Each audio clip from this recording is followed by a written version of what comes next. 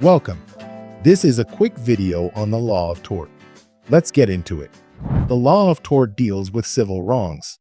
The primary remedy available to victims come largely in the form of damages or compensation. Furthermore, the law of tort seeks to restore the victim and deter possible future harm. There are various principles that guide the law of tort. Here are 5 legal concepts. 1. Duty of care. Duty of care is where a person owes a legal obligation to another to act with reasonable caution to avoid any foreseeable harm. 2. Causation.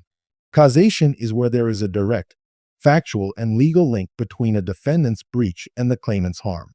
A claimant must prove a direct link between the defendant's conduct and the damage or harm suffered. 3. Vicarious liability. Vicarious liability is when a third party is held legally responsible for harm committed by another person who act under their institution or in the cause of employment. In essence, a superior party is held responsible for the actions of another, usually acting under their supervision or authority.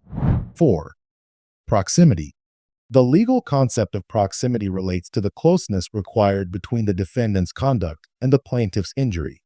Proximity helps determine if a duty of care exists. An act is regarded as proximate if it is in nearby. 5.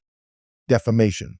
Defamation has to do with the publication of false statements that injure a person's reputation. This publication can either be categorized as written or spoken.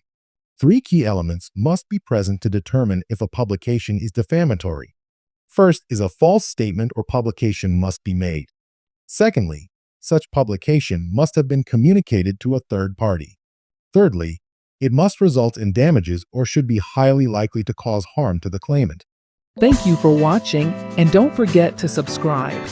Turn on the notification bell so you never miss an upload.